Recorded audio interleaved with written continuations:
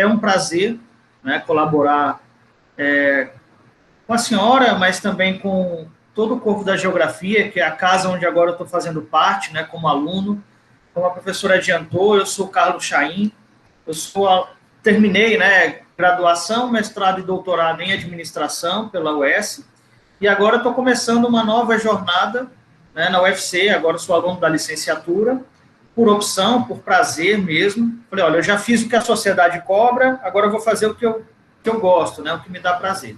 Foi assim que eu vim parar na geografia e tenho sido muito feliz com os professores, com a receptividade que eu tenho recebido, não só enquanto calouro, né, mas também como recém-doutor. Então, a minha pesquisa, de forma bastante genérica, né, eu trabalhei, apesar da palavra administração soar bastante distante da geografia, na verdade é muito próximo. Né?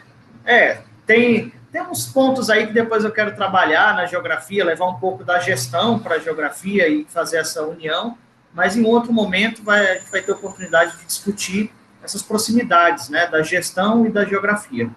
Mas a minha área da tese foi economia azul, né, um conceito emergente, né, vocês provavelmente já ouviram falar em economia verde, né, toda aquela discussão de sustentabilidade, e agora esse tema chegou nos oceanos. Né, então, né, temos aí a década da ciência oceânica acontecendo no Brasil e no mundo, né, promovido pela ONU, nível global, e promovido pelo MCTI, né, Ministério da Ciência, Tecnologia e Inovações, aqui no Brasil, que vai de 2021 a 2030. Então, tentando antecipar essas discussões, né, do que viria a ser a década da ciência oceânica, lá em 2018 eu encontrei esse tema da economia azul, e assim defendi minha tese mês passado. Né? Eu, basicamente, na minha tese, eu proponho o seguinte: você tem uma economia do mar já estabelecida, né, no Brasil e no mundo, logística, turismo costeiro, produção de energia, né, na costa, né, o offshore, mas essa economia ela não é sustentável. Né? Então, como é que você vai falar de economia azul, né, se você não tem aí, por exemplo, uma base sustentável?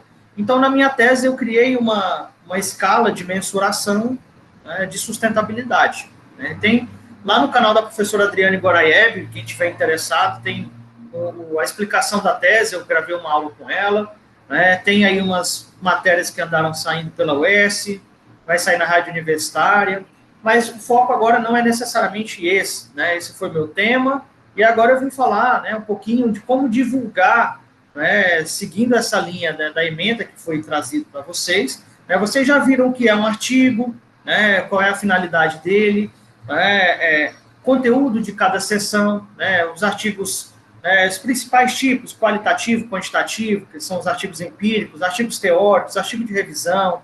Cada um desses artigos, eles têm aí uma importância. Né? Então, também vocês viram qual é a estrutura básica de um artigo. Né? Eu sugeri um livro, eu sempre sugiro, né, passei para a professora Yara, Produção Textual na Universidade. Depois, quando entrar o pessoal da biblioteca, eu escrevo para vocês o nome, para a gente não perder aqui nessa dinâmica. Esse livro é baratinho, né, se encontra na Amazon, tem no Kindle também, e ele ajuda a estruturar, né, na cabeça da gente as caixinhas, né, para você ir preenchendo e escrevendo um artigo. Eu sei que não é a melhor forma quando a gente fala em caixinhas, porque parece muito limitante, mas para quem está começando, inclusive eu, né, que já sou gato velho, eu uso esse livro como livro de cabeceira. Né? Então, sempre eu vou lá, consulto. Né? Passei um artigo também agora para a professora, que é como convencer, né, os editores de uma revista a aprovar o seu artigo. Mas o nosso foco, né, então eu vou falar um pouquinho, só pegando um gancho do que vocês já viram, né, a professora deve ter dito anteriormente no primeiro encontro, né, qual é a finalidade de um artigo científico. Antes de nós chegarmos a um artigo científico, né, nós fazemos uma coisa mais importante, que é um estudo. Muita gente, quando chega no mestrado, quando chega no doutorado, ou quando está como é bolsista de IC e já quer produzir, chega e diz assim: fulano, eu tive uma ideia, vamos escrever um artigo. Essa não é a melhor forma, pessoal, da gente encarar, né, essa realidade da academia. O melhor, a maneira mais adequada, que é o que a professora Yara já falou aqui, nós vamos fazer um estudo sobre um tema, sobre um problema social, um problema geopolítico, vamos fazer um estudo, e desse estudo vai derivar um artigo. um reporte científico. Então, vocês devem ter visto que a finalidade do artigo é essa, é comunicar para a comunidade acadêmica, né, uma descoberta. Então, imaginem vocês, 300, 400 anos atrás, né, pelo menos, 200 anos atrás, por exemplo, um pesquisador lá na Europa não tinha como se comunicar, aliás, dentro da Europa não tinha como se comunicar com o outro. Ou um pesquisador nos Estados Unidos, um da Europa, outro do Brasil. Então, os artigos surgiram em formato de cartas, né, entre os pesquisadores. Olha, eu tive aqui no meu laboratório uma descoberta, se eu misturar, sei lá, cromo com boro na temperatura tal, eu vou chegar nessa reação esperada aqui, desejada. E isso é bom para combater o câncer, por exemplo. Como é que eu vou repassar essa informação para os meus pares? Né? Então, os pesquisadores, eles escreviam cartas entre si, né, e essas cartas, com o tempo, surgiram as revistas que nós chamamos de periódicos científicos, né, que é uma maneira formal dos cientistas, né, de nós, pesquisadoras e pesquisadores, né, divulgar os nossos achados. E aí, com o tempo, se consolidaram as principais revistas, né, Nature, Science, Royal Society, assim por diante, até que foram surgindo as revistas, né, mais específicas, mais regionais. Nós podemos chamar de revistas, podemos chamar de periódicos ou de journal. Né? Isso aí acontece, esses três nomes. Quando nós estamos falando de revistas, né, nós estamos falando de revistas científicas, que não são aquelas revistas como a Super Interessante, ali são revistas de divulgação, de conhecimento. A revista científica, nos termos que nós utilizamos enquanto pesquisadores, né, são aquelas revistas que têm um processo estruturado de revisão pelos pares. Significa, por exemplo, que se o Emanuelton escreve um artigo, né, oriundo de um estudo, e ele submete para uma revista, essa revista vai receber o trabalho de vocês, né, seja lá quem escreveu, né, e vai mandar para 2 avaliadores, né, cegos. Eles não sabem quem escreveu o artigo, você não sabe quem está avaliando. Pode ser até mais de 2, a gente chama double blind review, né, o duplo cega, mas às vezes são 3, 4, depende da complexidade do artigo. Então, esses avaliadores, eles vão sabatinar o seu artigo. Está certo os dados que vocês escreveram? Está consistente? Tem validade a tua pesquisa? Faz sentido? A sua amostra está ok? Seus achados são interessantes? Então, eles vão fazer isso. A maioria dos artigos são reprovados, né, porque eles são feitos assim de qualquer maneira, não tem aí, muitas vezes, um cuidado na hora que ele vai ser escrito. Então, quando a professora fala em publicação, né, e divulgação, eu trago aqui 2 perspectivas, né? Então, nós fizemos um estudo, desse estudo derivou um artigo que nós escrevemos, e aí agora nós vamos reportar essa descoberta para a comunidade científica. Então, existem 2 formas, não confundam vocês, né? Quando a gente fala em publicar um artigo, é o artigo ser aprovado por uma revista, certo? Então, existe uma métrica, aliás, um conceito que vocês vão ouvir muito, que é publicar ou perecer. Public ou perish. Se você não publica, você não é visto na academia. Isso é uma lógica predatória, é uma lógica que desgasta as pessoas. Muita gente entra em crise de ansiedade, em depressão, porque não consegue publicar, né? Fica com aquela pressão, e eu já vi gente trocar a carreira acadêmica por conta disso. Né? A nossa vida não cabe no Lattes. Não coloquem essa pressão. Quem é aluno ou aluno de graduação, não coloquem a carroça na frente dos bois, certo? Eu não sei se eu estou sendo redundante, eu não sei, não conheço vocês, assim, então não sei se de repente estou sendo repetitivo com algo que vocês já conhecem, mas eu estou tentando ser mais estruturado. Para vocês terem uma ideia, eu conheço uma pessoa que passou em primeiro lugar no mestrado, né, um mestrado lá de administração, ela passou em primeiro lugar e ela não tinha nenhum artigo publicado. Nenhum artigo publicado. Então, publicar artigos é importante? Mas não é tão importante quanto as pessoas falam, certo? O mais importante é vocês fazerem um estudo bem feito. Então, quando vocês submetem, né, um artigo, vocês vão ter que descobrir qual é a revista que eu vou mandar. Chaim, mas qual a revista que eu tenho na minha área? Centenas. Pode ser nacional, pode ser internacional, pode ser uma revista muito específica, né, pode ser uma revista que não seja da sua área. Por exemplo, a minha tese, eu sou da administração, a minha tese é em administração, mas se fosse para escolher um periódico, eu escolheria a Marine Policy, que ela é das ciências naturais. Ela vai dar muito mais visibilidade do que um periódico na administração. Então, a pergunta é, qual periódico escolher? Depende do assunto, né? Depende do que vocês estão estudando.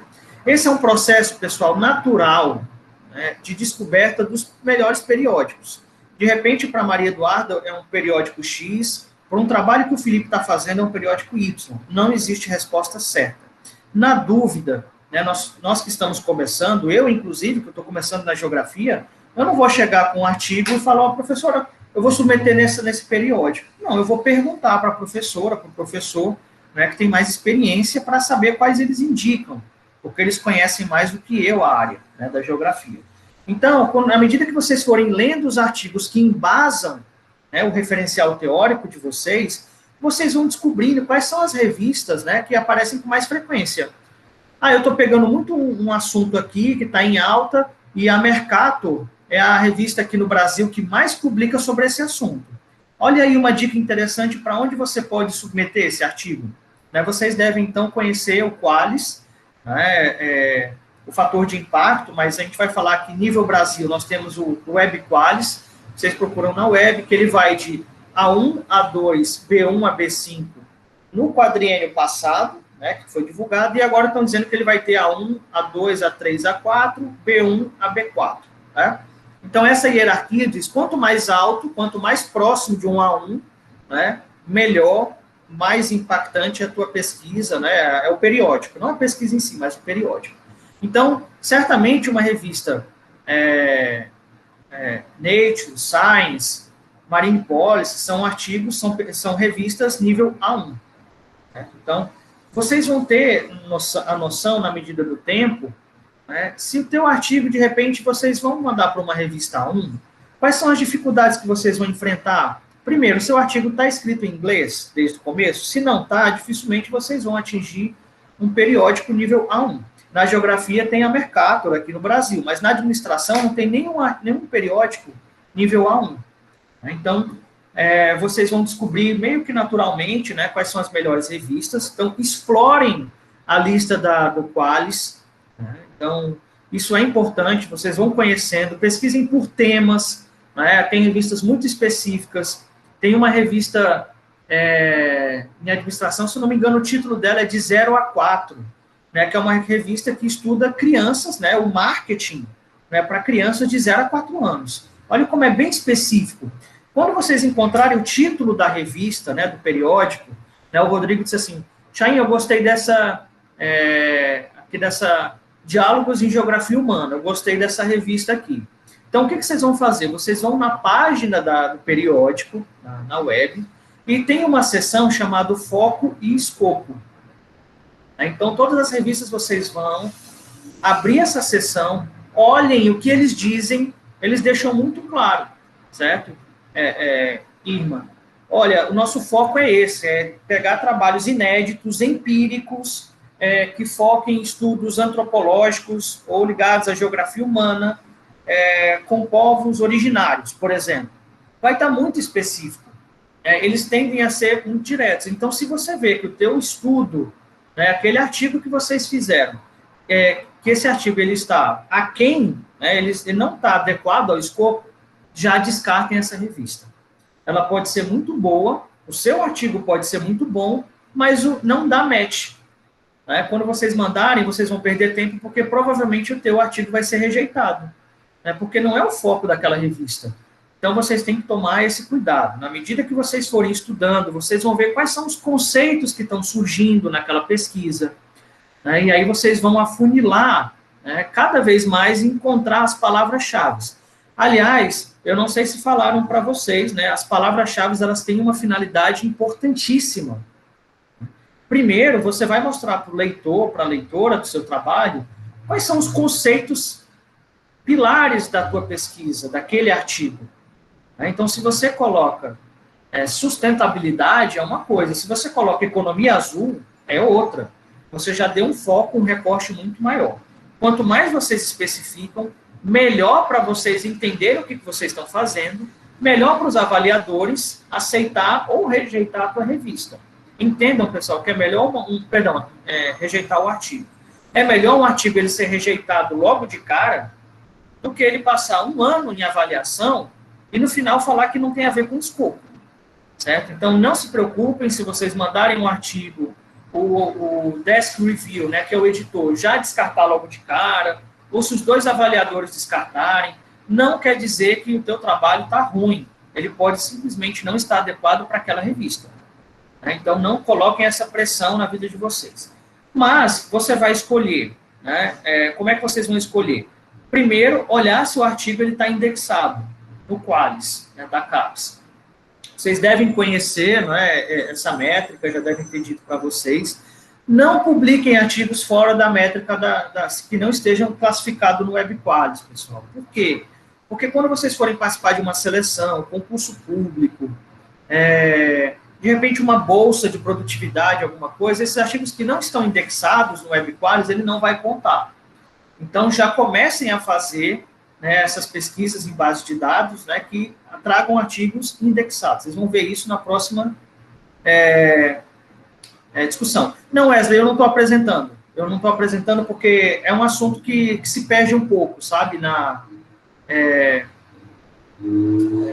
Assim, metodologia, essa parte não é muito engraçada a gente ficar mostrando o gráfico, né, e slide. É mais roda de conversa, mais informal. Então, quando vocês forem escolher o periódico, né, a revista, olhe se está indexado. Depois de feito isso, verifique se o trabalho de vocês tem alguma ligação com o foco e o escopo do trabalho, certo? Esse é um passo importante. Adequem corretamente, né, o teu trabalho na métrica, né, ali na formatação que aquele periódico pede, né? Isso é um passo importante. E excluam o nome de vocês do trabalho. Chaim, mas eles vão saber que sou eu? Vão. O editor sabe quem está submetendo. Mas vocês têm um procedimento, né, que... agora você falou, eu vou mostrar para vocês. Né, e deixa eu abrir uma página para vocês verem um segredo aqui, certo?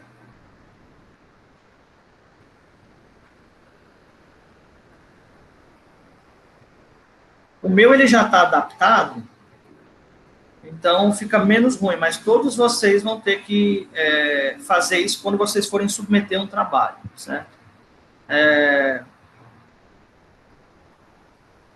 Brevemente uma aqui.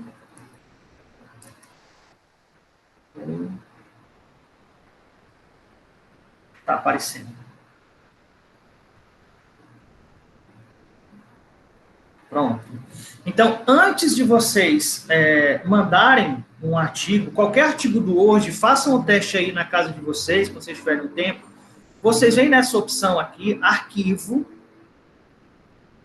Aí vocês vão ver pessoas relacionadas. Quem criou esse arquivo do Word e quem modificou por último. E no meu não dá para identificar, porque já foi salvo como conta da Microsoft. Você não sabe quem é. Mas provavelmente, pessoal, vai ter o nome, o sobrenome de vocês, certo? Então, vocês vão fazer essa opção aqui, antes de submeter, arquivo, informações, verificando se há problemas, inspecionar documento.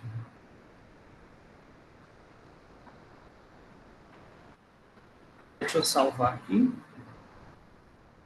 Eu faço isso daqui.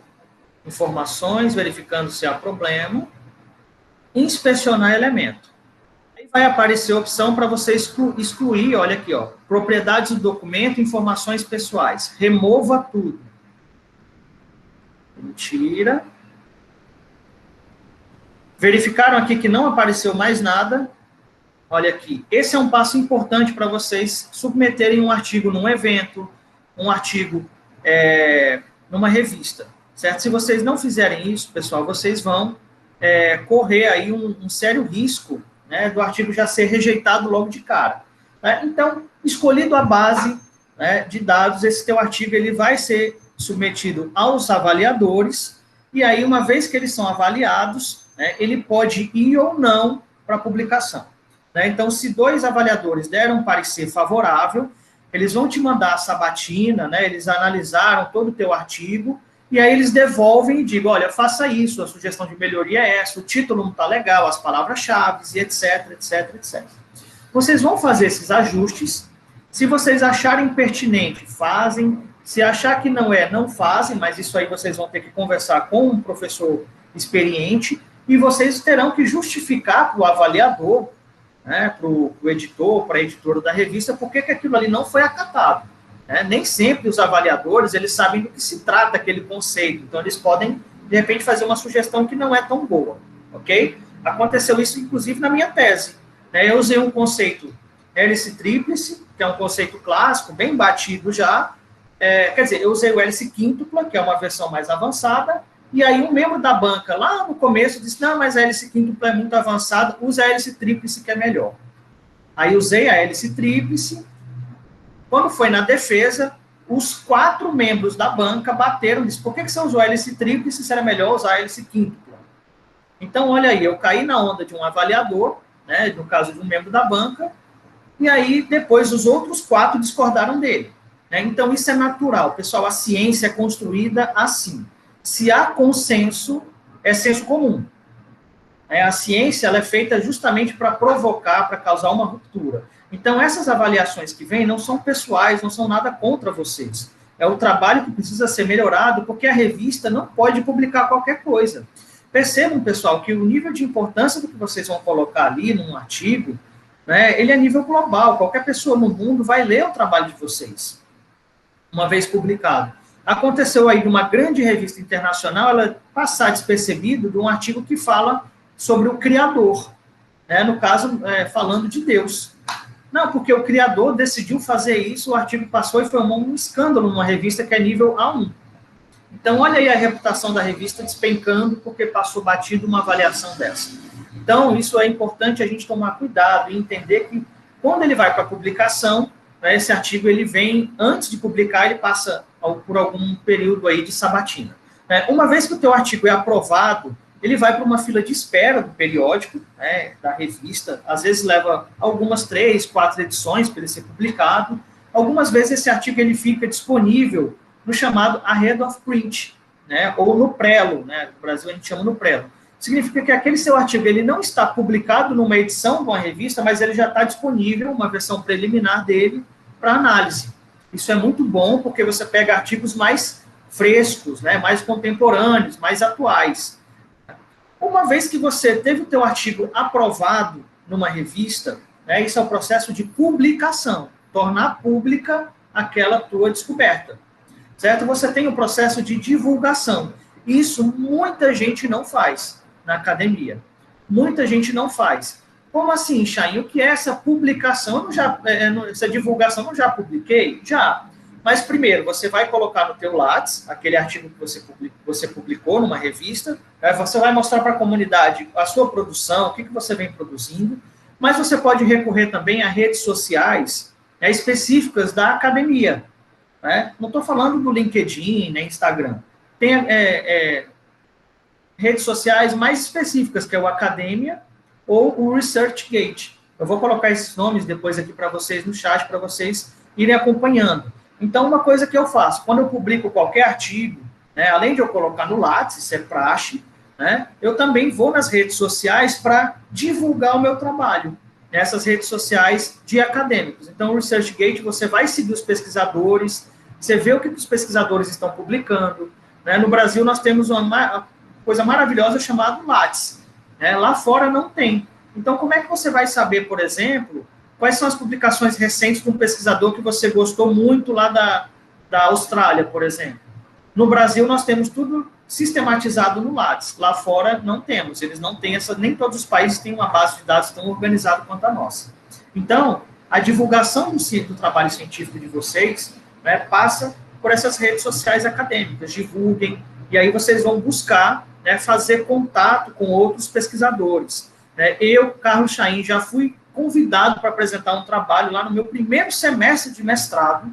Né? Eu fiz um artigo que foi super interessante sobre consumo de luxo e evangélicos. Né? Não tinha nada a ver com o congresso que eu fui em Recife, que era o congresso de Associação Brasileira de História das Religiões. Eu entrei em contato com uma professora para pedir um artigo, que ela citou num trabalho dela. Professora, eu não consegui esse artigo, a senhora teria como me mandar? Eu estou escrevendo um artigo assim, desse jeito e tal. Ela se mostrou super interessada, né, a professora Carla, lá da Federal de Pernambuco, e disse, olha, eu estou fazendo um evento aqui em agosto, você não quer vir aqui para apresentar? E eu fui convidado a apresentar um trabalho. Olha aí como eu fiquei, né, entre aspas, famoso pela essa divulgação, né, não a publicação do artigo em si somente, mas divulgar o meu trabalho. Né? Então, avancem nesse sentido, façam contato, pessoal, com pesquisadores de outros países. É de graça mandar um e-mail para eles. Né? Leiam um artigo, se vocês leram um trabalho relevante para a pesquisa que vocês estão fazendo, chega lá para o fulano e diz assim, fulano, eu li o seu trabalho, muito interessante, eu sou aqui do LAPU, né? Então, comecem a experimentar essa possibilidade de vocês dialogarem com pesquisadores do mundo inteiro. Né? Eu falando, vocês viram o foco aqui dessa discussão toda são os artigos, né? Claro, os livros são importantes, né? São muito importantes na nossa carreira, né? Na nossa formação, mas os artigos eles são mais dinâmicos, são mais recentes. Você não vai mandar um e-mail para o Platão, para o Aristóteles, né? De repente você não vai mandar, acho que para o Robert de Moraes, né? Para o próprio Mercato. Eu vou mandar um e-mail lá para o Mercato, porque na época dele não tinha e-mail. Mas se você pega um artigo que foi publicado 2, 5 anos atrás, para cá, provavelmente esse pesquisador ainda deve estar na ativa. E aí você pode entrar em contato com ele, sim, e falar das pesquisas, e muita amizade, muita relação acadêmica surge daí. Né? Um outro ponto que eu queria abordar aqui, né, para vocês tomarem cuidado, né, em relação a fazer artigos que não são relevantes, né, ou que eles são fatiados, que a gente chama de ciência salame. Você tem uma descoberta mais interessante e, por exemplo, eu fiz uma pesquisa com 14, estou supondo, eu não estou só dando uma ideia, eu não fiz, né, mas pretendo, com 14 comunidades, né, de turismo de base comunitária, em 14 comunidades da rede Tucum, aqui no Ceará. Né? Ótimo.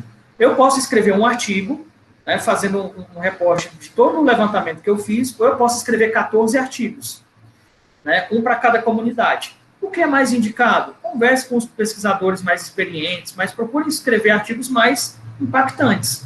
Né? Não façam essas práticas predatórias e tudo, que não é o caminho mais adequado, certo? Então, recapitulando o que nós vimos até aqui, né? Na medida que vocês forem pesquisando, estudando um tema, quanto mais você se aprofunda no tema, vocês vão se tornando mais específicos. Né? Tem o Milor Fernandes, diz uma frase que é interessantíssima, doutor é aquela pessoa que sabe cada vez mais sobre cada vez menos.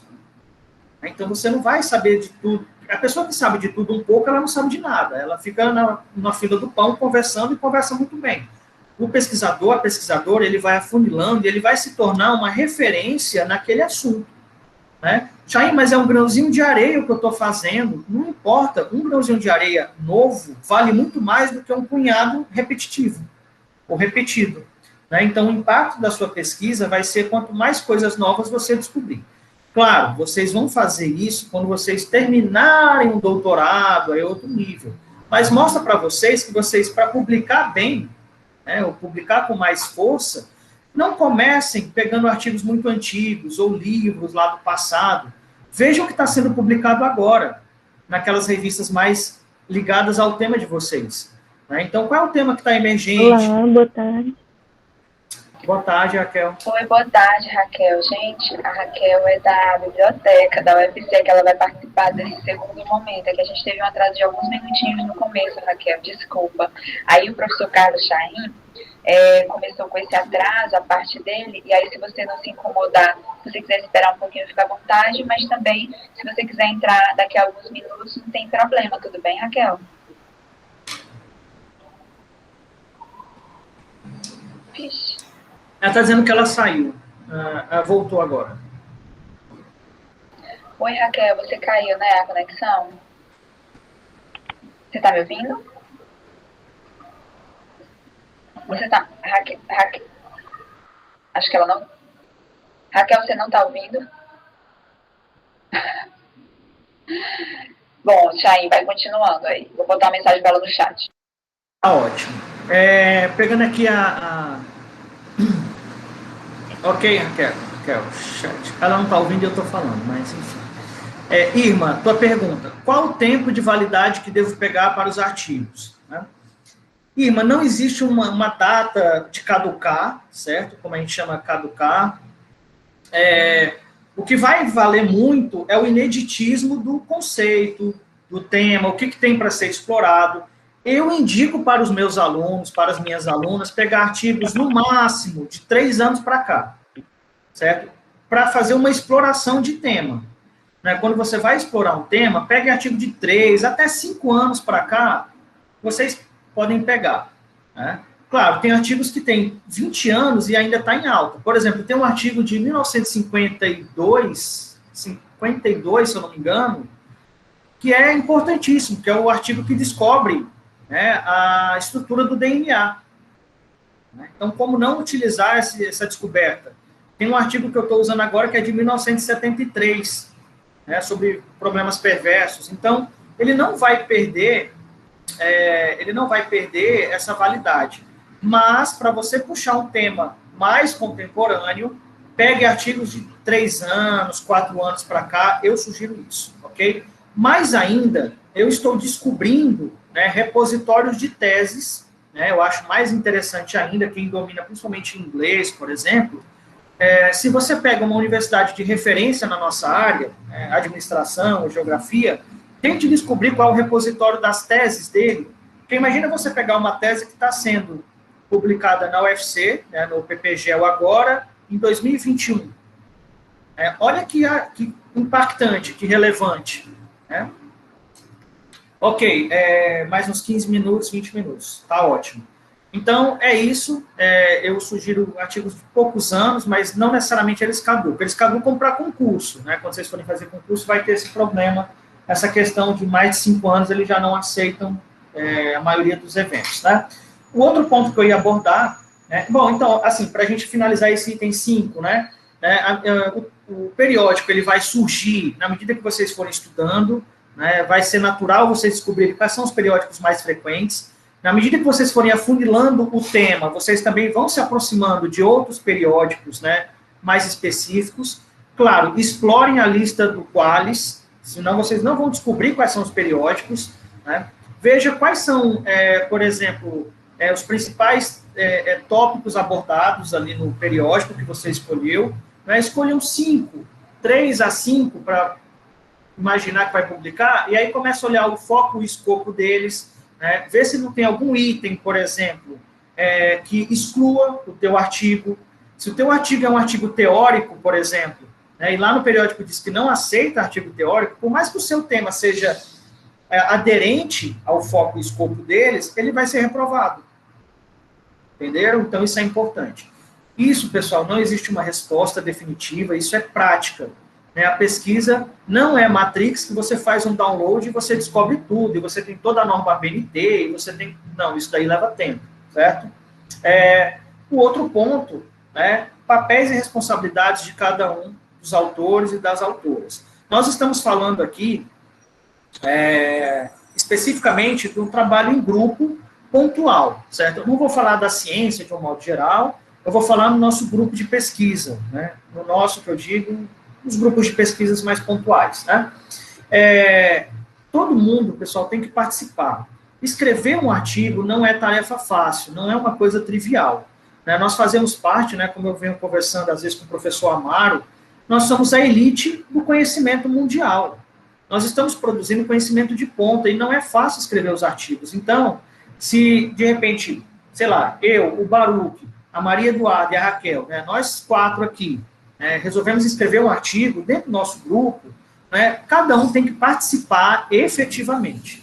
Não funciona, pessoal, aquela lógica lá do ensino fundamental de, eu vou segurar a cartolina. O que você fez aqui no artigo? Não, eu vou segurar a cartolina. Todo mundo tem que participar de maneira efetiva. As revistas, hoje em dia, elas já pedem especificar qual é o papel de cada autor, qual foi o papel de cada autor e coautor no artigo. Fulano de tal fez a referência, o levantamento bibliográfico, fez a parte de escrita de referencial teórico, fulano foi a campo, fez a análise dos dados, já outra pessoa fez a revisão geral, mas cada um tem que ter uma participação ativa. Corpo mole não serve para a gente publicar, para a gente tornar o grupo forte, certo? Então, é preciso participação de todo mundo. Não faz sentido a gente ficar se escorando nos outros. Então, leia o trabalho, tenham paciência de analisar, escreva um artigo, depois que você escrever um artigo, antes de submeter, deixe ele 2 ou 3 dias, até uma semana numa gaveta, né? Vai fazer outra coisa, vai assistir uma série da Netflix, vai passear no parque, vai para a praia, volta, aí leia novamente o artigo. Façam isso antes de submeter, né? Porque vocês vão olhar aquele mesmo artigo com uma outra visão. Às vezes passa muito erro no bobo, erro de escrita, erro de concordância, às vezes uma frase que ficou sem sentido, porque a gente está tão ligado naquela produção que nós criamos uma certa miopia, né, naquilo que a gente está escrevendo. E quando você manda para uma revista, a chance de ser de cair a avaliação do artigo é grande, certo? Porque às vezes tem esses erros bobos. Então, o trabalho em equipe é importante para que vocês façam, né, um bom trabalho, um artigo mais impactante, né? Procurem se esforçar mais na fase empírica, né, quando vocês forem coletar informações, né? Por exemplo, eu falo muito com meus alunos, eles querem pegar 5 entrevistas para fazer um artigo. Olha, não dá para você fazer um bom artigo com 5 entrevistas. Por que você não pega 15, 20? Se às vezes o esforço é um pouquinho maior, não é tão maior do que fazer uma coisa diferente, né? E o outro ponto, né, para não ocupar mais o tempo da Raquel, né, que é importante a gente falar, é a questão da ética na pesquisa, né? Isso num sentido mais amplo, né, existe a ética no sentido mais amplo, mas existe a ética de nós não plagiarmos, né? Isso é um erro comum. Quando a pessoa comete um plágio, pessoal, nem sempre ela teve um dolo, teve uma culpa. Às vezes, o sistema antiplágio, ele identifica como se fosse plágio uma coisa que não é. Né? Então, sempre que vocês estiverem escrevendo, né, isso vai para o estudo. Quando vocês estiverem lendo um artigo que é importante, grifem a principal parte, coloquem num documento separado aquela citação literal e coloquem a referência. Né? Oliveira, 2020, página 32. Quando vocês forem escrever o artigo de vocês, né, vocês vão puxar aquela referência, né, aquela citação. Pode ser uma citação direta ou indireta, né, mas vocês têm que dizer de onde vocês tiraram aquela ideia. Isso não pode vir da cabeça de vocês. No senso comum, quando a gente está conversando com as pessoas na calçada ou num barzinho, a gente vai falando o que vem na cabeça e diz que é do Platão, uma coisa que Platão nunca disse, mas aí dá certo. Na academia, a gente tem que tomar esse cuidado. Então, isso tangencia muito a questão ética, né? Você tem que citar as pessoas que você está utilizando ali, dar crédito aos pesquisadores, né, fazer essa citação, e vocês também têm que ser honestos e honestas com a pesquisa. Você participou daquela pesquisa? Né? Ou estão colocando só o seu nome ali? Não aceitem isso. Façam uma ciência de qualidade. Né? Não aceite. Isso acontece bastante, infelizmente. Eu vejo muito colega que chega... você está terminando um artigo, eu vou colocar o seu nome no meu artigo, você coloca o meu no seu. Eu falei, não dá certo isso. Se a pessoa quiser participar, eu estou precisando reanalisar esses dados aqui, eu estou precisando coletar mais entrevistas, a pessoa tem que ter uma contribuição. Colocar o nome da outra pessoa porque é coleguinha, eu acho que é uma prática que a gente tem que abolir, certo? Então, a gente pode começar pelo Lapur. Né? Vamos fazer direito, todo mundo tem capacidade de produzir, nem que seja um pouquinho, um grãozinho de areia, né? Mas fazer bem feito. Né? E, por fim, um outro ponto, né? Quando a gente vai falar da pesquisa em grupo, né? Sempre, pessoal, sempre, né? Nós estamos começando. Eu estou falando nós porque eu também estou começando na pesquisa. Né? Se vocês são do terceiro semestre, se vocês já são do terceiro semestre de geografia, vocês estão mais avançados do que eu, que estou indo para o segundo agora. Né? Então, não é porque eu terminei um doutorado que eu cheguei no fim da vida e já... Não, estou começando e é um ciclo. Né? Então, sempre, pessoal, reportem para o pesquisador-chefe, para a pesquisadora-chefe, as dúvidas. Professora, eu produzi isso. O que a senhora acha? Professor, eu estou pensando em mandar para um periódico essa minha pesquisa. Eu estou fazendo uma pesquisa de campo, eu já vou viajar, acho que é interessante. O que a senhora acha? O que o senhor acha? Os professores que se prontificam a organizar um grupo de pesquisa, pessoal, eles fazem isso por amor. Eu acho, não sei, para a professora Yara se ela está ganhando dinheiro, mas quando eu faço grupo de pesquisa com os meus alunos, eu não ganho nada.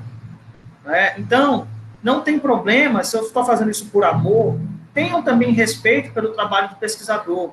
Pergunte no que pode ser contribuído pela parte de vocês. qual é a visão dele, tenham a humildade acadêmica, né, de saber que essas pessoas elas estudaram muito mais tempo do que a gente, né, e que o conhecimento ele é construído, né, de um método, de uma maneira dialética, né, vamos conversando e vamos construindo.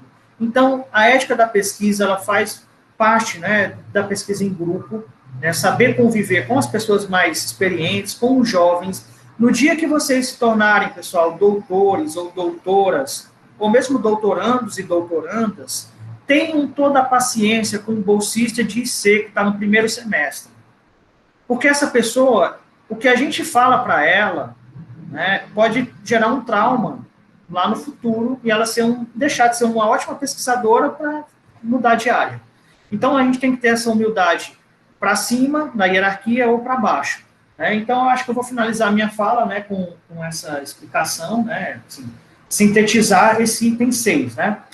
Falamos do item 5, né, a divulgação, tanto no sentido de publicar um artigo, escolher as bases de dados, que vai ser falado no próximo encontro que vocês vão ter, né, não sei se é amanhã, né, o professor vai explicar quais são as principais bases de dados, né, mas vocês vão encontrar as revistas, leiam o foco e o escopo, veja se o artigo que vocês escreveram está de acordo, né, faça uma revisão, né, antes e mande. Né, se recebeu sim, ótimo, né, felicidade, se recebeu um não, é um não que a gente aprende, certo? Não quer dizer que o trabalho de vocês esteja ruim. Às vezes não era adequado para aquela revista. E o item 6, para finalizar, né, para fazer um compêndio aqui do que eu discuti, né, que todos nós temos responsabilidades efetivas no grupo de pesquisa. Fazer um levantamento bibliográfico, chegar com um artigo lido. Pessoal, artigo passado pelo professor, pela professora, é artigo lido. O professor não precisa chegar para vocês e falar, olha, você leu o artigo que eu passei? Não. Você já tem que chegar com dúvidas do artigo. Não cheguem também com dúvidas básicas. O professor quer uma pesquisa de campo. Né? Se vocês querem ser pesquisador, pesquisadoras, busquem essa informação. Né? Cheguem com perguntas mais específicas. Você não vai chegar, eu escutei isso de uma professora que eu tive no primeiro semestre de mestrado e eu nunca esqueci, nunca me ofendi. Ela vai dizer assim, Chaim, nunca pergunte para um professor, por exemplo, o que é uma etnografia.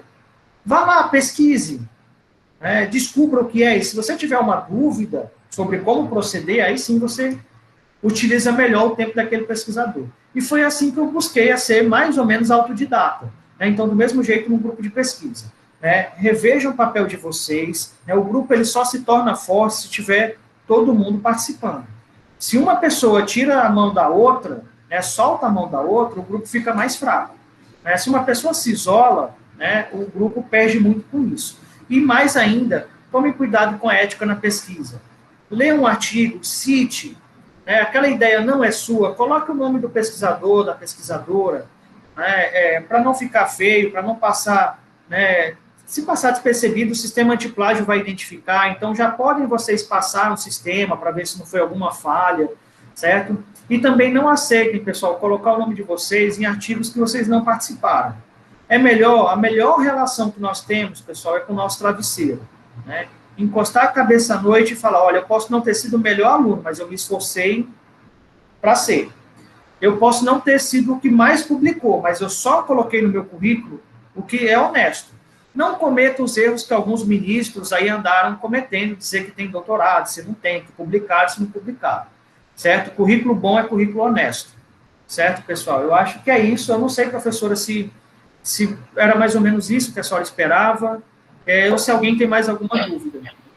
Sim, Chaim, foi excelente. Vários pontos aqui para gente comentar, e coisas assim que muitas vezes elas são aparentemente óbvias, mas primeiro que os alunos, né, assim, a gente às vezes está dando aula há algum tempo e acha que a gente já repete tantas vezes, a gente de repente acha que repetiu para aquele grupo de alunos ou para aquele orientando, e na verdade, primeiro que muitas vezes não, e segundo que a gente tem que lembrar que a gente aprende por repetição, então tem muitas coisas que a gente precisa reforçar de vez em quando, que parece óbvio, que parece básica, e agora por isso você estava falando uma coisa que eu achei muito interessante, que às vezes os alunos não se dão conta.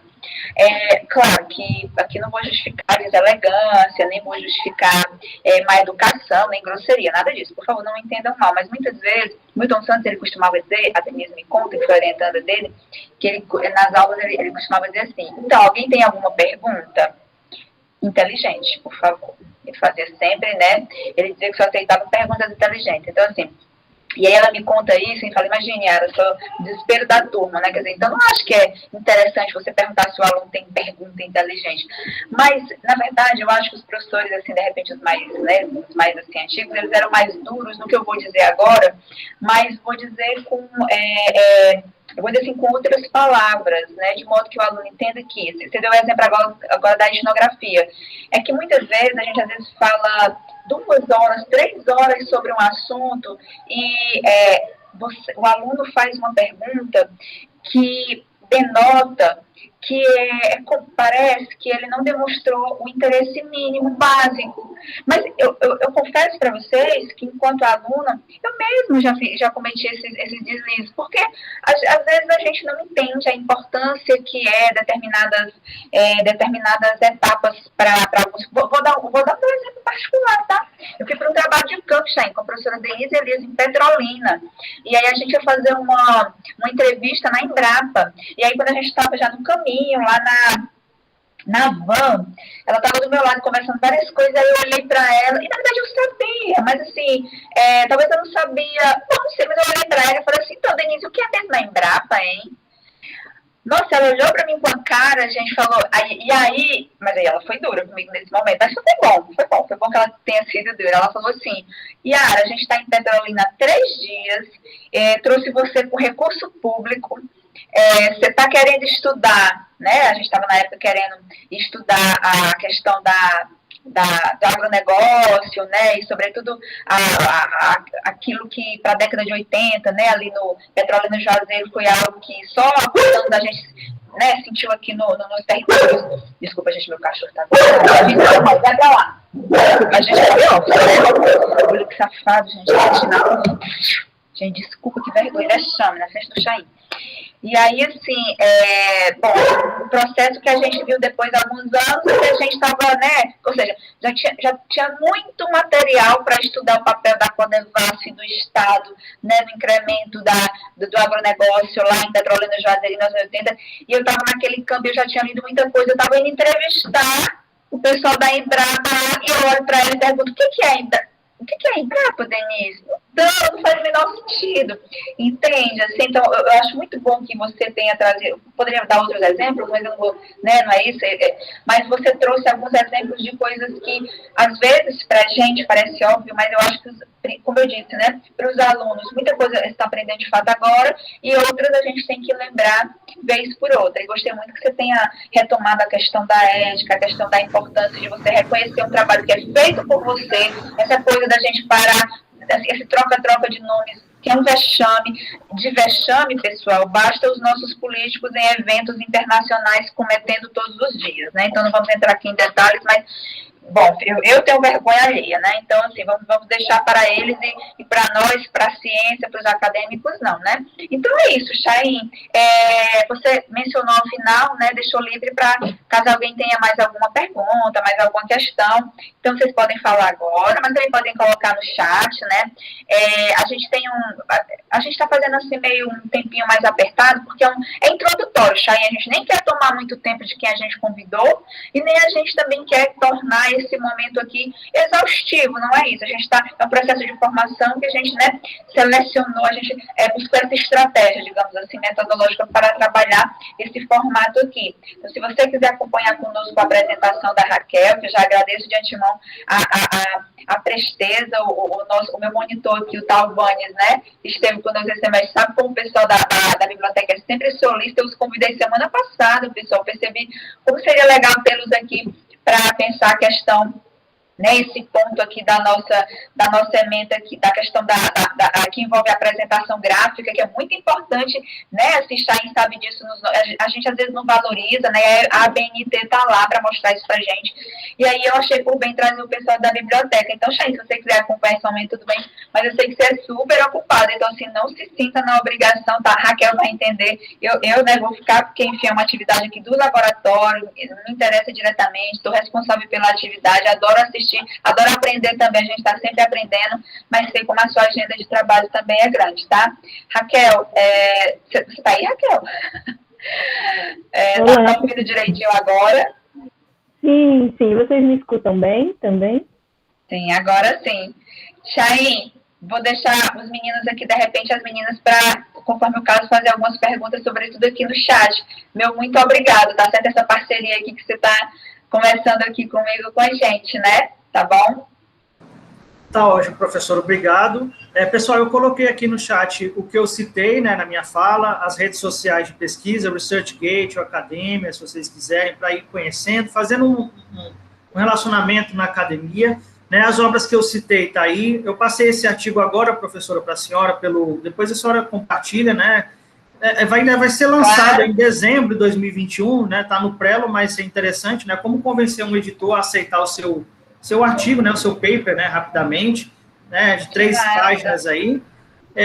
E o da Motorhome, né? Que eu indico muito esse livro, é baratinho na Amazon, né? Quem está começando, até mesmo eu uso frequentemente esse livro. Eu posso colocar meu contato aqui, quem quiser tirar dúvida, qualquer coisa, eu vou colocar meu WhatsApp aqui, certo, pessoal? Se eles quiserem entrar em contato, qualquer coisa, pode contar comigo.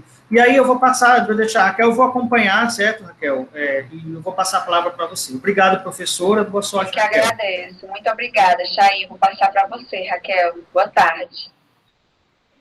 Boa tarde, pessoal. Meu nome é Raquel, eu sou lá da Biblioteca Central do Campus do PC.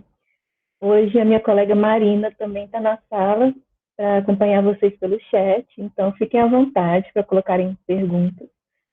Nós agradecemos também, professora, pelo convite, por estar aqui. Eu vou iniciar a apresentação, tudo bem? Um momento.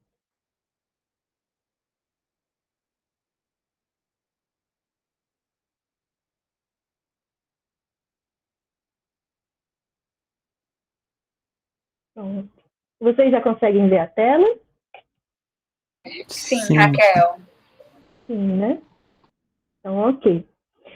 A apresentação que eu preparei hoje é sobre artigos, seguindo a norma da ABNT, NBR 622.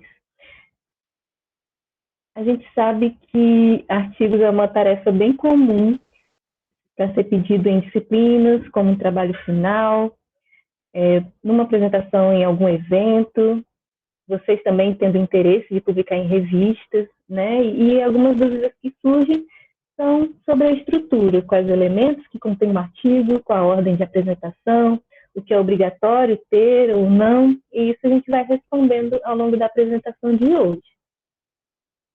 Essa norma, a versão atual vigente é de 2018, então é a ABNT 622, e ela traz os princípios gerais para a elaboração e apresentação dos elementos que constituem artigos em um periódico técnico ou científico.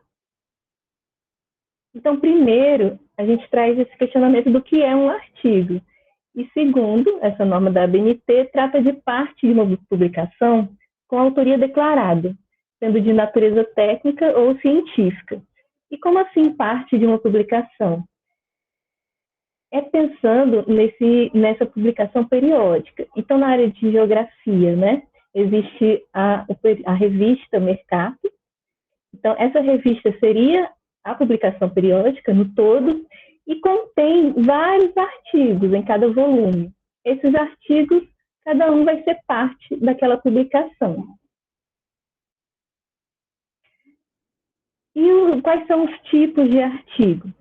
O primeiro, vocês podem pensar no artigo de revisão, que vai ser essa parte de uma publicação que resume, analisa e discute informações já publicadas. Como exemplos, existem artigos de revisão sistemática ou artigos de revisão integrativa. Já artigos originais são parte de uma publicação que vão apresentar temas e abordagens originais, com ideias originais. Por exemplo, pode ser um relato de uma experiência ou um estudo de caso.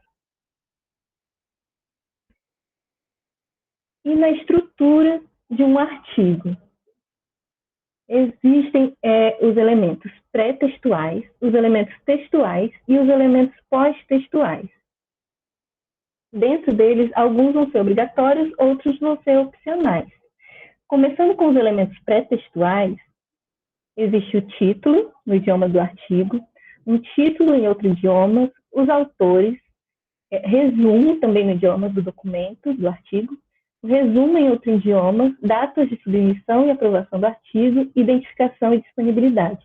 Esses elementos vão anteceder o texto em si, né, com informações que vão ajudar na identificação e na utilização do trabalho. O primeiro vai ser o título no idioma do artigo. Esse é um elemento obrigatório e o título pode ser acompanhado de um subtítulo, né, se houver. Isso vai se tratar de uma palavra, expressões ou frases que designam um assunto ou um conteúdo de uma publicação. Já o subtítulo são informações que vão constar após o título, com o objetivo de complementar ou esclarecer um título. E às vezes surgem também perguntas se existe um número máximo de palavras para um título, né? E não existe uma orientação específica sobre isso. Mas vocês pensem na hora de elaborar um título, de criar um título para o artigo de vocês, que ele reflita de forma eficiente o conteúdo que vocês vão apresentar. Pensando também, se tratando de mecanismos de buscas, né? E vai identificar as palavras e vai ser esse elemento o primeiro. Isso pode ser um momento de decisão para alguém que estiver pesquisando sobre um determinado assunto, de realmente acessar esse artigo ou não. Então, pensem nisso e pensem em uma forma de escrever um título que realmente seja condizente com o que vocês querem dizer e com a área de vocês. Então, o título no idioma do artigo, ele pode ser separado do subtítulo por 2 pontos, ou também podem ser diferenciados tipograficamente. E aqui à direita tem os 2 exemplos. O título vai se iniciar nessa margem superior, centralizado. Recomenda-se as letras maiúsculas, negrito, fonte tamanho 12. E os espaçamentos no artigo, vocês vão reparar que a ABNT, ela diz que convém ser um espaçamento simples entre linhas. Já o título em outro idioma, ele é um elemento opcional. E vai ser uma tradução do título, ou subtítulo, para o idioma de divulgação internacional. Certo? Ele vai figurar logo abaixo do título, no idioma do artigo, separado por um espaço em branco. E segue também as mesmas recomendações do título no idioma do artigo. Autores. Autores já vai ser um elemento obrigatório e ele vai constar na forma direta, sendo primeiro o prenome e em seguida o sobrenome. Os prenomes podem ser abreviados ou não. Se houver mais de um autor, os nomes dos autores eles podem ser colocados na mesma linha, separados por vírgulas, ou eles podem ser separados em linhas distintas. E aqui o exemplo. No primeiro, são 2 autorias, né, 2 autores que vão vir em cada linha. E no segundo exemplo, os autores separados por vírgula. E aí vocês veem esse detalhe aqui dos asteriscos, né? E o que isso significa? É porque a norma também vai dizer que nessa parte dos autores deve constar, pode vir em nota de rodapé, um breve currículo de cada autor. Isso trazendo a vinculação corporativa, né, institucional, e o endereço desse autor, endereço eletrônico. Então, no exemplo, né, o primeiro autor, ele puxa um asterisco e vai explicar nesse breve currículo. É um discente do curso tal, da universidade tal, sendo um bolsista de iniciação à docência, o departamento que ele é vinculado da universidade e o e-mail para contato. O próximo elemento é o resumo no idioma do documento. O resumo, ele é a apresentação concisa dos pontos relevantes do documento, que fornece uma visão rápida e clara do conteúdo e das conclusões, das considerações finais do artigo. O resumo, ele é elaborado conforme a específica de resumo. Foi atualizado esse ano, em 2021. E aí, quem tiver interesse pode pesquisar depois mais a fundo quais foram as mudanças que ela trouxe nessa atualização. E eu recomendo também vocês acessarem o Instagram da BCCT, da biblioteca, e o nosso colega Erben, ele fez uma série de vídeos explicando dessa atualização, assim, de uma maneira bem informativa e bem legal. Eu recomendo depois vocês assistirem. Se a Marina conseguir colocar o link também no chat, eu agradeço. Então, o resumo ele vem logo após a indicação dos autores. Ele vai vir com a palavra do resumo centralizada, em letras maiúsculas também, em negrito. E lembrando que o espaço entre linhas é simples. No texto do resumo também, o espaço é simples de entre linhas. Justificado e sem aquela margem do parágrafo. Então, um parágrafo único. E logo abaixo do resumo figuram as palavras-chave. E elas vão ser antecedidas dessa expressão palavras-chave e vão ser separadas entre si por ponto e vírgula. Essa foi uma das grandes atualizações desse ano, na norma.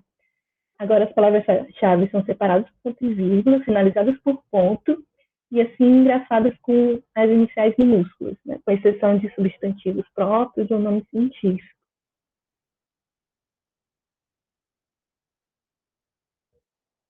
Em seguida, o resumo em outro idioma vai ser um elemento opcional.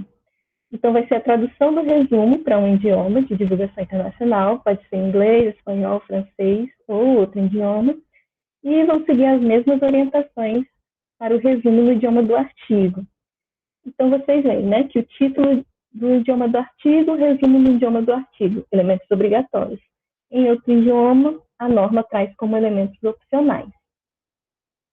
E aí, em seguida, vem as datas de submissão e aprovação do artigo.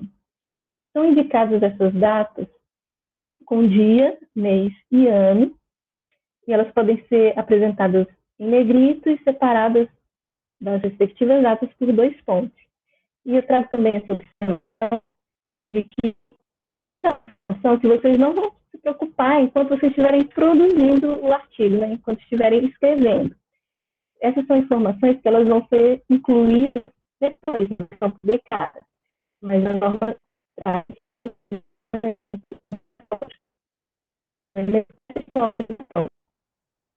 a identificação e disponibilidade também. Ele vai ser incluído na versão de publicação, mas aqui já vai ser um elemento opcional. Isso pode ser um link, né, um endereço eletrônico, uma série de números do DOI, ou outras informações relativas ao acesso e suporte de documentos. O DOI, o que é? Né? A norma também já, nessa versão, traz uma definição sobre ele, que está sendo cada vez mais utilizado. Aí vocês me perguntam, o DOI é tipo um link? Não é exatamente. Ele pode ser um link, que ele pode conter um hiperlink que vai te levar para o conteúdo do artigo, mas, na verdade, ele é um identificador. Ou seja, ele é um padrão de números únicos, letras único e persistente, que ele é atribuído a uma publicação, um conteúdo que seja em formato exclusivamente digital. Então, ele é como se fosse um RG daquele documento. E é uma forma de também preservar esses documentos no meio digital. Então, é bem comum vocês verem já, hoje em dia, né, as revistas adotando esse identificador nas suas publicações. Raquel, até aqui? A professora Yara levantou a mão. Pode falar, professora. Oi, Raquel. Vou fazer um pequeno comentário aqui, né? A coisa, não sei exatamente como que os meninos já ouviram falar, bom, depois para você mencionar um pouquinho a questão do fator de impacto, tá? Eu estou falando a coisa do fator de impacto, porque quando a gente vai falando desses códigos, né, me levou a entender por que os artigos, eles, de fato, né, por que é importante atribuir um código a um artigo, por que ao mesmo tempo as revistas também têm códigos, por exemplo, em padrões para avaliar Que variáveis essas revistas, esses periódicos escolhem para, por exemplo, avaliar os seus próprios, né, artigos. O fator de impacto, né, ele deve ter alguns critérios. Eu imagino que um deles seja a quantidade de vezes, por exemplo, que aquele periódico é acessado. Então, portanto, um periódico que tem um alto fator de impacto é um periódico que as pessoas, né, que os autores têm predileção pela publicação, porque é um periódico que é bastante acessado, um periódico que ele tem um alcance maior. Só para você falar um pouquinho dessa questão, né, desses códigos e padrões. Mas eu queria mencionar uma coisa. Eu vou polorizar um pouco aqui, mas é para os meninos refletirem, tá?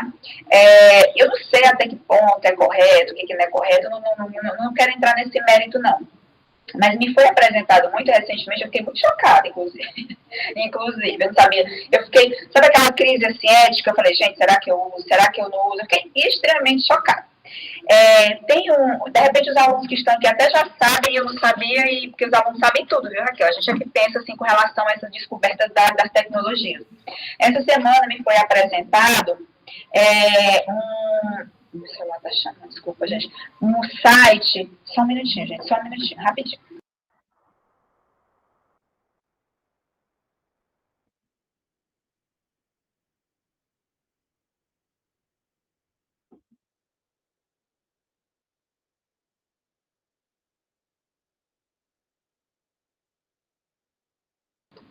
Desculpa, pessoal. Bom, então, é um link, é um site, é um programa, não sei exatamente falar, vocês me ajudem aí, que com o DOI, você põe o DOI nesse site, e aí ele te dá o artigo. Até aí tudo bem, você fala assim, nossa, professora, até aí qual o problema? O problema, e nós temos muitos periódicos pagos, tá? Por exemplo, a universidade, a UFC, ela paga, que eu acho fantástico, né? O UFC, gente, aliás, é o Ministério, né, da Educação, as instituições de fomento, né? A gente tem, essa semana mesmo eu liguei lá, semana passada eu liguei lá para a biblioteca, não foi, Raquel, para perguntar, pedir aqui, me lembrar de novo como que abria lá, como que a gente tinha acesso aos periódicos, esses justamente, né, que o acesso é pago pela biblioteca, que é pelo CAF, né? E aí o pessoal lá da biblioteca lá foi, né, mais uma vez, bem solícito, ficou, vamos abrir a tela, professor, é aqui e tal, e foi me ajudando, que eu queria entrar no Web of Science, né, eu queria entrar no Scopus e no Web of Science. Tem uma pegada aí, hoje em dia eu reconheço, por exemplo, a importância da bibliometria, e eu reconheço isso, inclusive, porque eu tive a oportunidade com o pessoal do Observatório das Metrópoles de passar, né, pelo comecinho ali de uma pesquisa ampla em rede, de seleção, inclusive, de variáveis e de temas específicos para se trabalhar dentro de grandes eixos de pesquisa, e aí para essa seleção eles estão fazendo bibliometria. Eu não sei se aqui no curso os meninos, depois vocês falem aqui no chat, se você já se falou sobre isso, porque senão, inclusive no YouTube tem alguns né, aquelas tutoriais bem interessantes, mas conforme o caso pode ser algo para a gente tratar aqui também. E aí, viu, Raquel, quando a gente acessa esses artigos, muitos não têm acesso porque eles são pagos. Quer dizer, se são periódicos que a UFC, via Ministério Público, dá o acesso para a gente, ótimo, a gente abre o artigo direitinho, né? E direitinho também. Se não, a gente não pode abrir os artigos. Aí, esse foi feito por uma russa. A pessoa que me informou, olha, foi uma dessas programadoras russas que inventou esse programinha aqui. Então, por exemplo, e aí, gente, ela falou, vou te dar um exemplo aqui, procura um arquivo aí que você não encontra. Eu falei, nossa, aí lá, procurei o artigo que eu queria eu tinha que pagar para ter acesso a ele. Mas tinha o DOI, e aí com o DOI eu abri o artigo. Gente, eu fiquei num dilema tão grande. Eu falei, gente, agora, o que é que eu faço? Porque eu acredito que a ciência, a publicação de fato, ela tem que ter... Eu acho que essa coisa paga é totalmente fora, para mim, é um absurdo, né? Mas está lá, né? E é pago, e o acesso é pago. E aí eu fiquei assim, falei, gente, e aí o que eu faço agora? Um artigo interessantíssimo, inclusive para o aluno da pós-graduação, eu falei, o que eu faço agora? E o link, como que faz com a descoberta dessa, né? Para a gente refletir. Mas eu acho que é algo para a gente tratar, por exemplo, quando a gente lida com essas formatações, com essas exigências, com essas codificações, com tudo isso que é muito complexo, que a gente vai aprendendo aos poucos, né, Raquel? Mas é mais ou menos esse o comentário, e se você puder, quiser comentar alguma coisa também, por favor, tá? Sim, professora, primeiro respondendo, Sobre o fator de impacto, eu não preparei nada, que geralmente esse é um assunto que é mais falado assim em apresentações sobre bases de dados. O fator de impacto ele é uma estatística, uma métrica que é baseada na quantidade de citações que um trabalho é feito. Aí essa estatística geralmente ela é buscada nesses portais de bases de dados, tudo bem? E sobre os artigos, às vezes eu acho importante a gente conhecer os recursos que estão disponíveis para a gente. Porque às vezes a gente tem esse acesso, né, como a senhora falou, pelo portal da CAPES. Ele pode ser acessado de casa também, nesse sistema que é oferecido do café. E às vezes, por desconhecimento, a pessoa acaba indo buscando por outros meios que talvez não sejam assim, muito legais. Mas, então, eu recomendo os alunos buscarem, saberem o que eles têm de disponível, buscar na biblioteca se tiverem alguma dificuldade, encontrar algum artigo, né? Porque a gente está lá para auxiliar isso, a mostrar para vocês como localizar, como acessar, de uma forma que aproveitando os recursos que estão disponíveis para eles, pela universidade. Tudo bem? Tem alguma dúvida até aqui, dos alunos? Raquel, deixa eu só trazer um complemento. Diga, né? Que além dessa questão do fator de impacto, né, a gente tem o Qualis-CAPES, né, que é também uma forma de avaliar as publicações periódicas, né. Eu vou até colocar daqui a pouco o link para quem tiver a curiosidade, né, de conhecer, através de diversos aspectos que a CAPES avalia as publicações, né, entre eles a normalização, citação, relevância, né? E aí as publicações recebem um conceito, né? E esse conceito é justamente para atribuir, como fosse um ranking. As publicações mais renomadas recebem conceitos A, né? E tem as intermediárias B e C. Né? O fato de uma publicação periódica ter um conceito da Qualis já é um conceito de qualidade da publicação, né? Sim. Quando vocês estiverem procurando periódicos para publicar, vocês podem pesquisar sobre esse conceito. Então, quanto melhor, né, conceituado o periódico, o seu artigo ele pode indicar maior qualidade, maior relevância na área de vocês, para ser atribuído no currículo de vocês.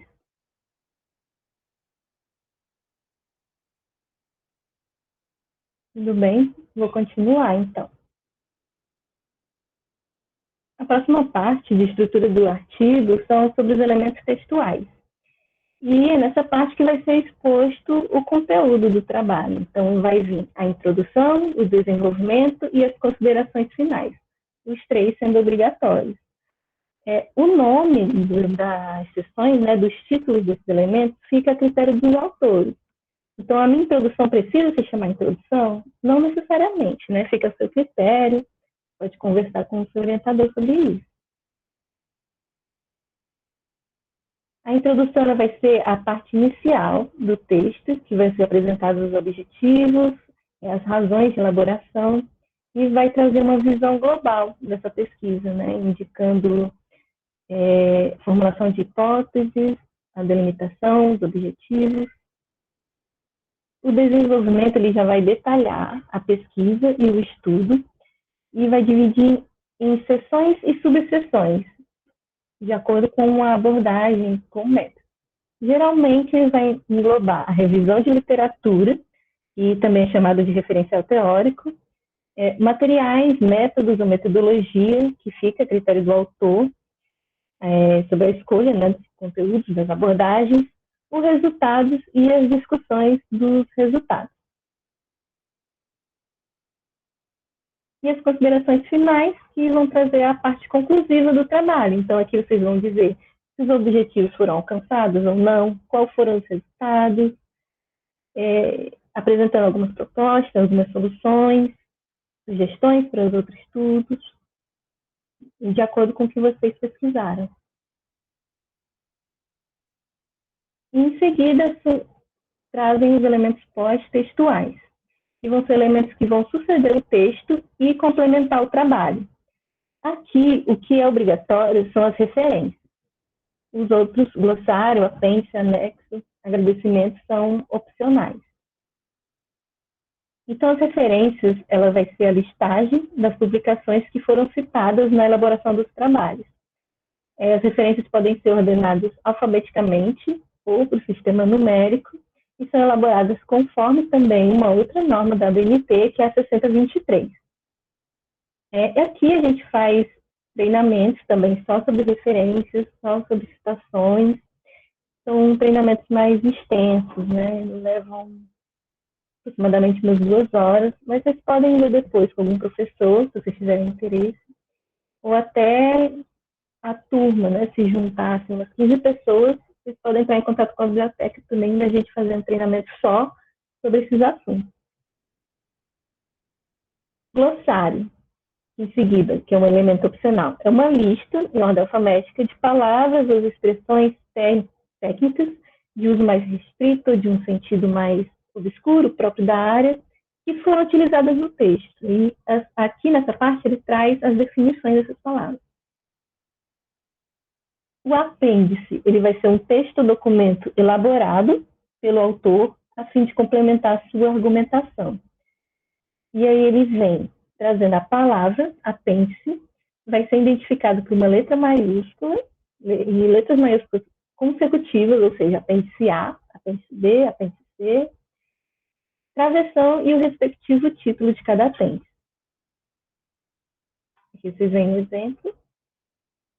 Elaborados por vocês, né? Podem ser questões de uma entrevista, um questionário, algum instrumento de coleta. Alguns são os exemplos de apêndices. Anexos já vão ser documentos que não foram elaborados pelo autor, mas que são importantes estarem no trabalho para fundamentar ou comprovar alguma ideia. Ele vem trazendo já agora a palavra anexo, identificado também com letras maiúsculas, então anexo A, travessão e o respectivo título do anexo.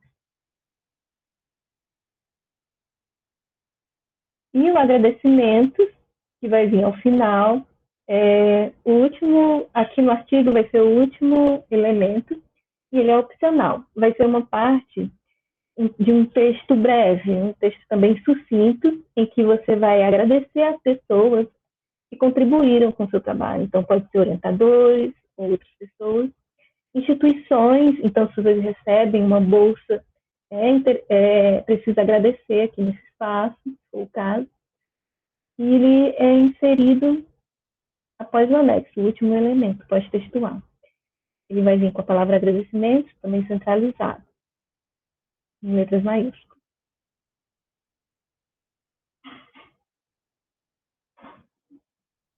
Tudo bem? E a próxima sessão aqui da apresentação são sobre as regras gerais. Então, elas vão se referir ao formato, às seções, citações e notas, as siglas, equações, fórmulas, ilustrações e tabelas. Como isso são apresentados em um artigo. Então, sobre o formato, recomenda-se o uso da fonte tamanho 12, o espaçamento simples, como eu já vinha mostrando, em todo o artigo, e aí, como exceções das citações, que são com mais 3 linhas, paginação, notas, legendas, fontes, de ilustrações e tabelas, em que aí o tamanho da fonte vai ser menor que 12. Vamos ter alguns exemplos mais para frente. Aí já o projeto gráfico de um artigo para publicação, ele fica a critério do editor.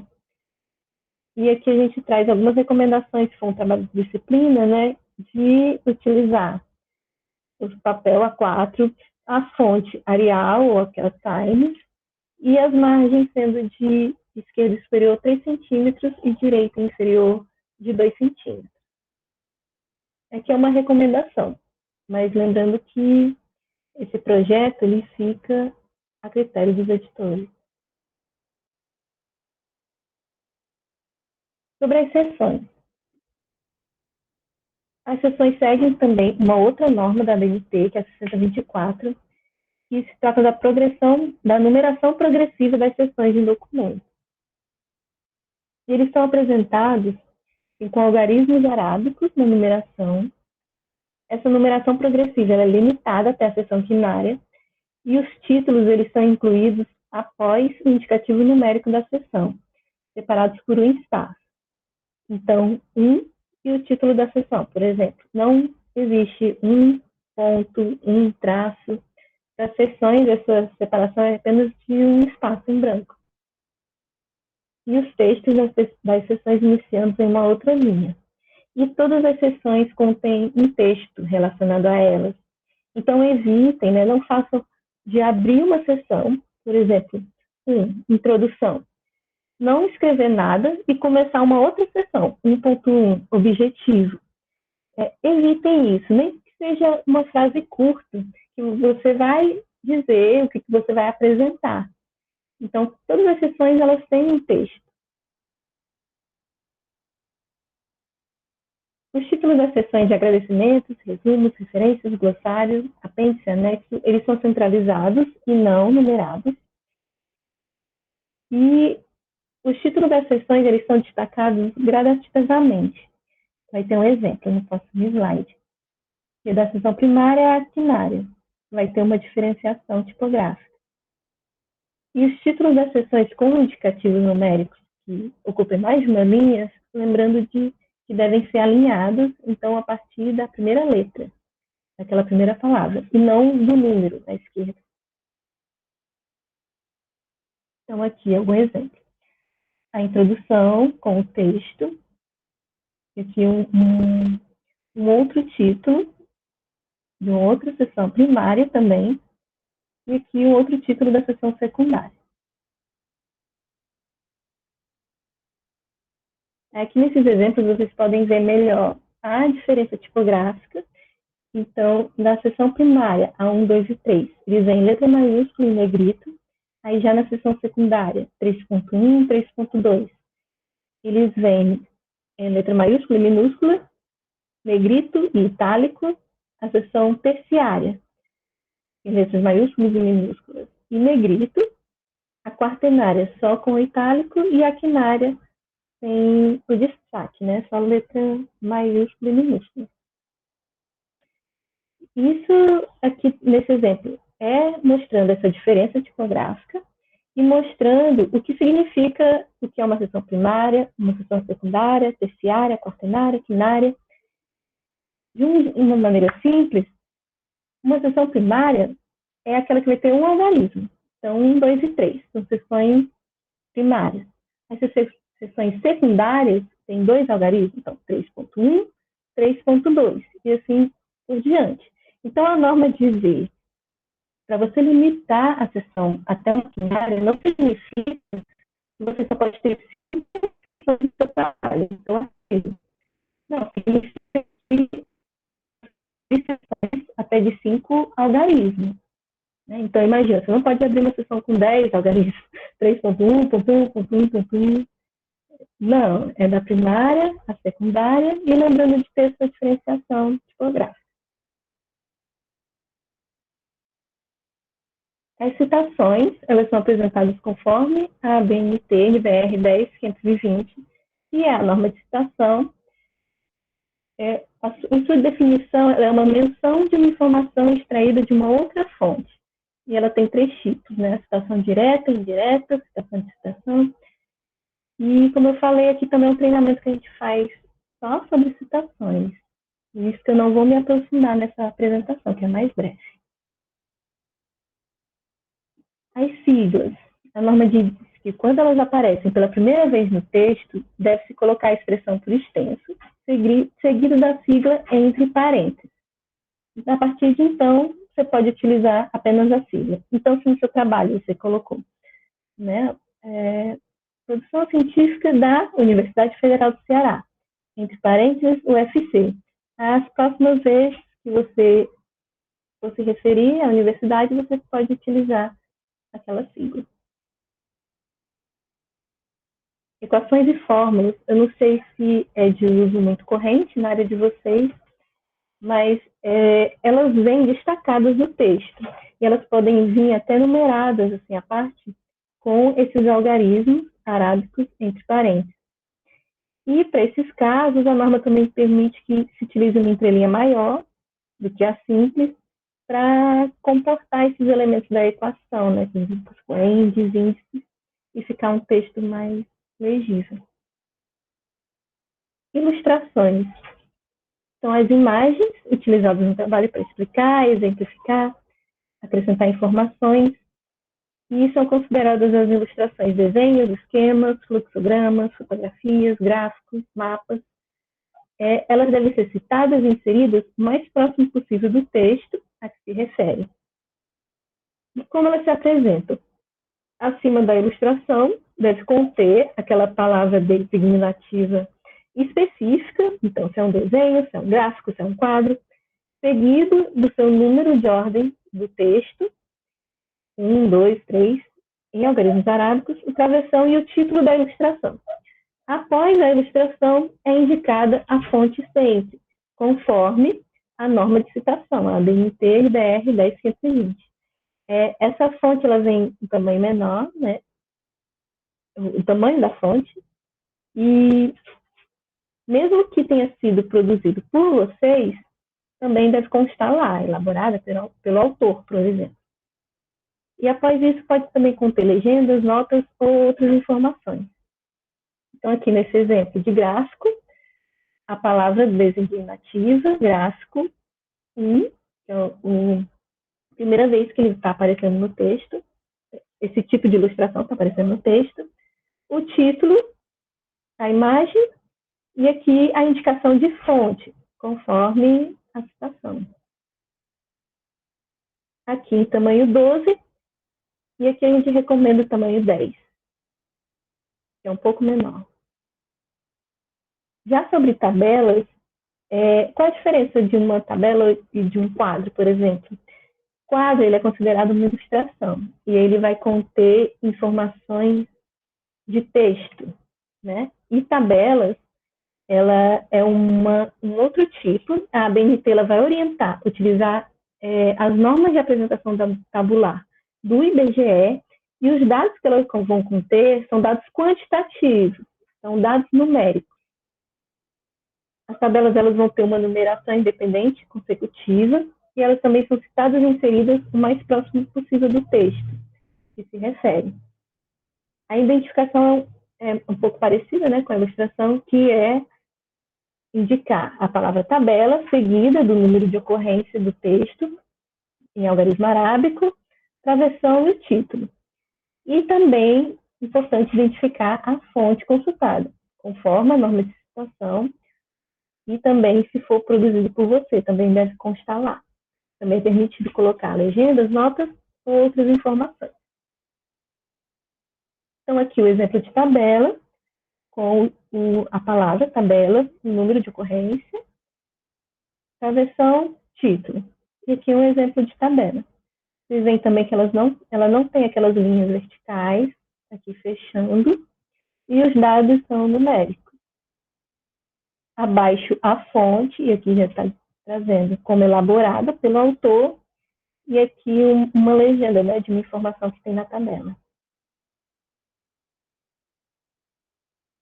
E aqui a gente colocou também essa observação para vocês de, se o seu intuito for escolher um periódico para publicar o seu artigo, consultar as orientações e os templates disponíveis no site da própria revista. As revistas têm autonomia para elaborar os seus próprios templates, as suas próprias orientações. Então, se for sobre a ABNT, beleza, né? Vocês já estão mais familiarizados.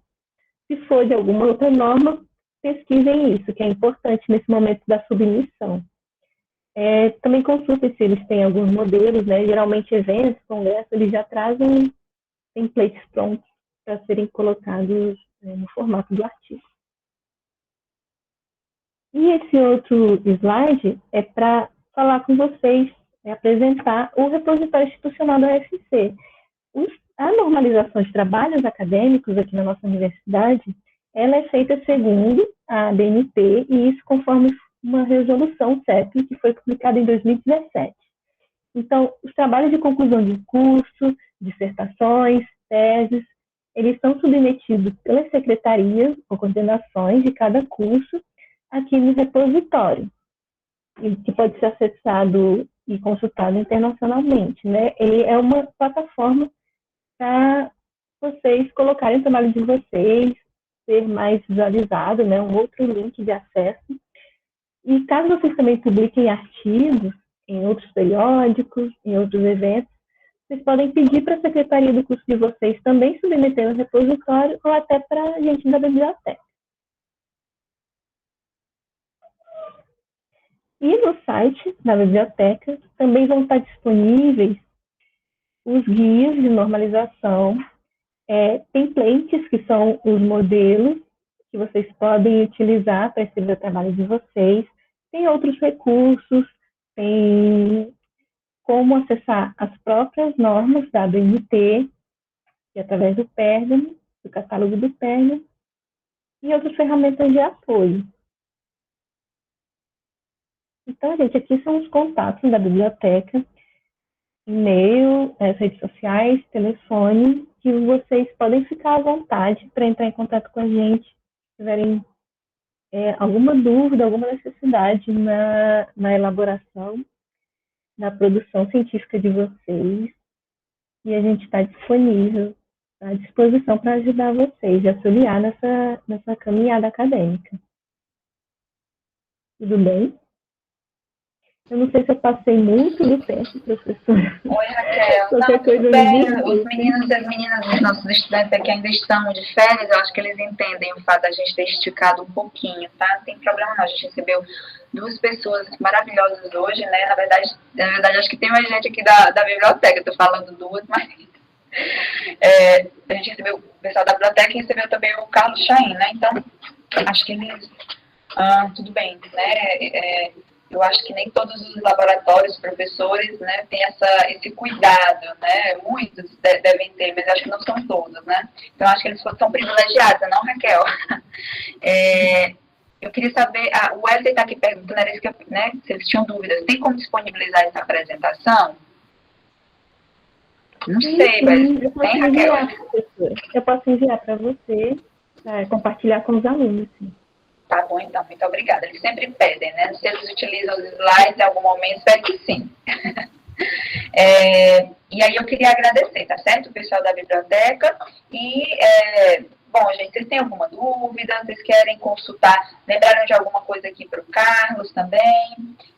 Querem colocar alguma... Não precisa ter, inclusive, nenhuma dúvida, né? Pode ser uma observação também. A Raquel trouxe um monte de informação aqui, né? Saber se tem alguma dúvida, se está tudo certinho. Acho que está tudo certinho, né, Raquel? Acho que eles iriam colocando, alguns comentários foram postos aqui no chat. Eu não te perguntei, Raquel, mas eu gravei essa apresentação, tá? São 4 módulos e eu acho que vai ser interessante a gente ter essas gravações que a gente pode divulgar, né, nas nossas redes sociais lá, mas sobretudo guardar isso para aqui, porque o laboratório ele sempre está recebendo alunos, porque a gente está, né, sempre em processos seletivos para bolsas de iniciação científica, de extensão. Então, esse material é legal porque os alunos, sobretudo que forem entrando, podem se apropriar, né, e assistir, ter esse material todo para eles, né, usufruírem, digamos assim. Tudo bem? Tudo bem, professor. A Irma deixou aqui um agradecimento para você, nossa aluna de iniciação científica, tá? Tem alunos aqui da pós-graduação também, tá? E aí eu vou encerrar aqui a gravação. Vou encerrar também esse momento. Tudo bem, Raquel? Nós que agradecemos também. Como eu falei, nós estamos disponíveis para as próximas oportunidades.